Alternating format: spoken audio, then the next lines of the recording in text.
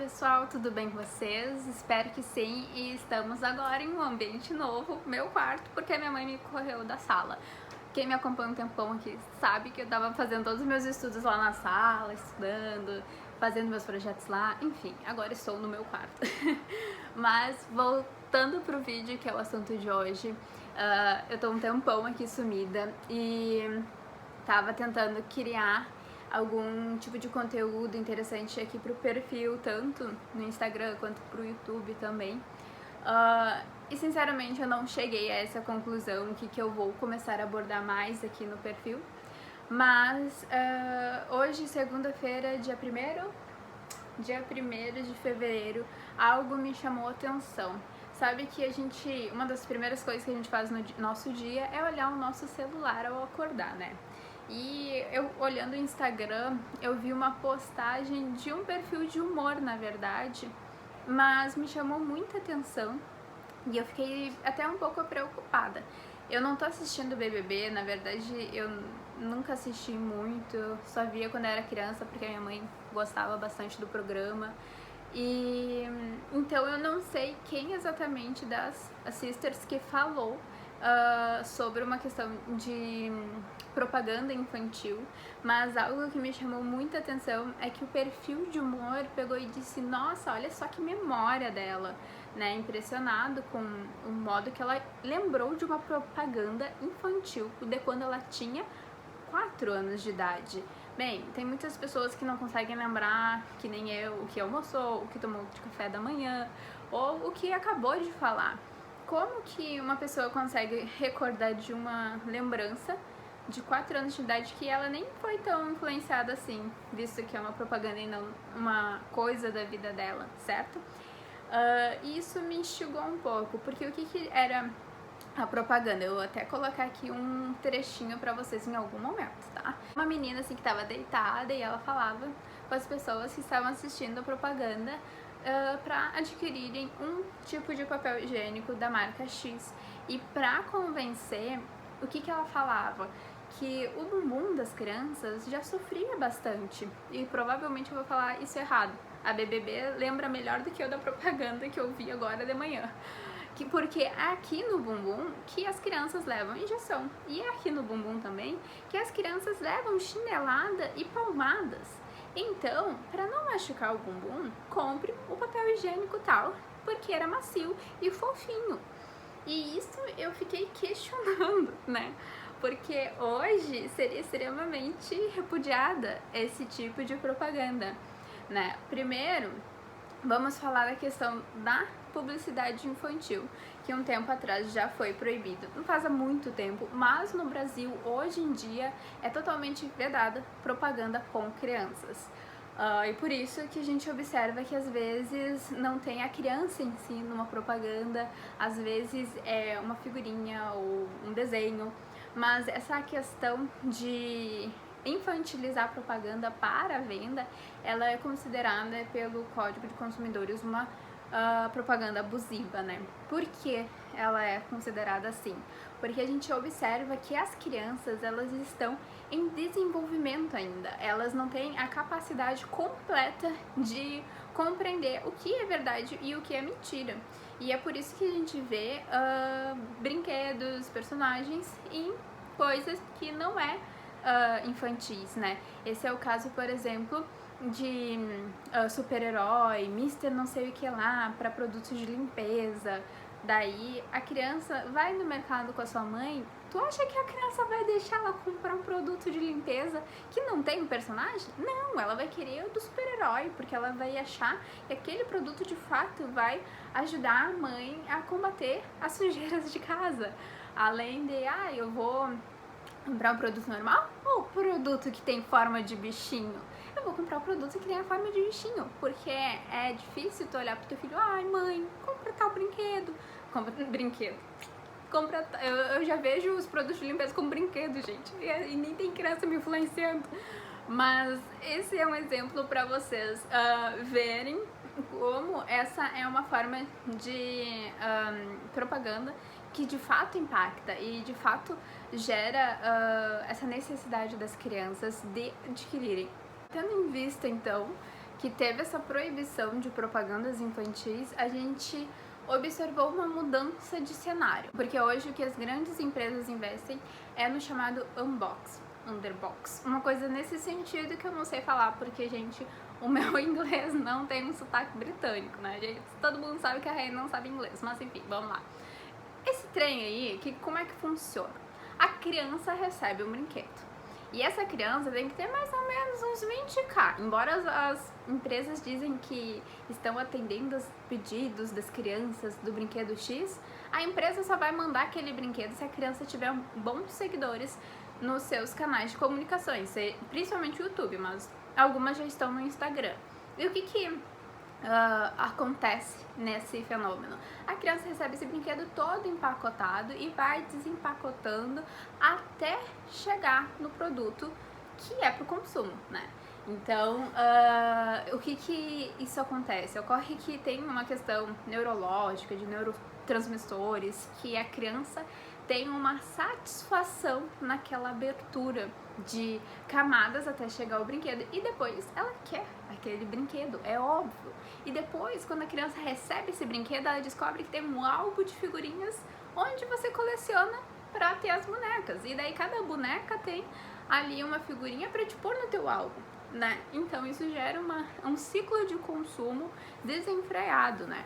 E isso não é bem legal, não é legal no sentido de lícito, né? Porque crianças não devem em si tá fazendo esse tipo de prática, porque além de ser um trabalho infantil, né, não regulamentado, isso pode gerar a ela uma certa frustração, tanto para a criança que é telespectadora, que está assistindo e que quer que os pais comprem aquele brinquedo, aquela roupa, e muitas vezes os pais não têm as condições e acabam frustrando a criança ou acabam fazendo o possível para dar aquele brinquedo, quanto para a criança que está mostrando. Que muitas vezes os pais usam aquela criança agora como fonte de renda e acaba limitando atividades da sua infância, e não podemos esquecer que a criança é um ser em desenvolvimento, né, e precisa de todo o apoio. E aqui eu deixo uma crítica e até uma solução da minha visão do que seria mais apropriado. A gente não pode hoje em dia negar que existe esse tipo de prática. Então, eu vejo que o Conselho Tutelar, como um órgão fiscal, promotorias, judiciário, deveria ter um acompanhamento das crianças da comarca, que são essas mini digitais influencers, esses mini youtubers, porque se não dá para impedir, se não dá para punir, que pelo menos seja acompanhado, que essa criança não tenha um desempenho reduzido na escola, que essa criança não tenha um sobrepeso assim de imediato, porque a criança vai se frustrando e a criança vai criando mecanismo na cabeça dela que ela precisa atender às necessidades dos seus seguidores, do seu público, e começam a até como é que posso dizer essa palavra sem dar problema? Elas querem se parecer com adultos, digamos assim. As crianças perdem o ar de criança. É que nem esses tempos eu tava falando sobre uns biquínis da marca do meu pai, e isso não é propaganda, tá, gente? E eu comentei com a mãe da menina, assim, olha, são biquínis infantis para crianças mesmo, tá? Tu não vai ver aqui o biquíni com bojinho, o biquíni, de certa forma, é um biquíni de criança de verdade. Tem desenho até, inclusive, de sereia, de bolinha. É um biquíni que não é adulto. Porque muitas vezes a gente vê roupas infantis de adultos, como se fossem adultos em miniatura, né? E não dá muito certo isso, porque a criança tem todo um processo de crescimento. E, enfim, o que mais a gente pode falar nesse vídeo? Lá no início estava falando do caso da lembrança da BBB, né? Que problematizei a questão da propaganda daquela época. Vou colocar aqui depois para vocês assistirem, e também colocar outras propagandas para ficar mais ilustrativo quando eu digo que propaganda infantil, principalmente na época antiga, não tinha limite, elas não conheciam, eles viam limites publicitários, faziam assim, ó, pá! Então, é complicado, eu vou colocar aqui para vocês assistirem depois.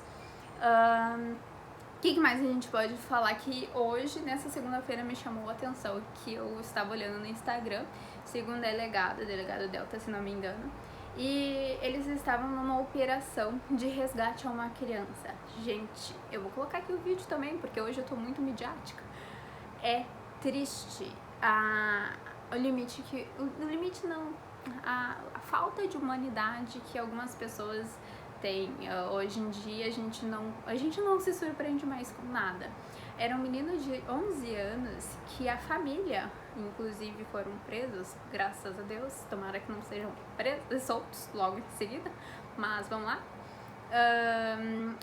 O pai prendia, junto com a madrasta e a ajuda da irmã mais velha, que era filha da madrasta, um menino de 11 anos dentro de um barril fora de casa, só coberto por uma casinha, e deixava a criança acorrentada pela cintura e pelos braços.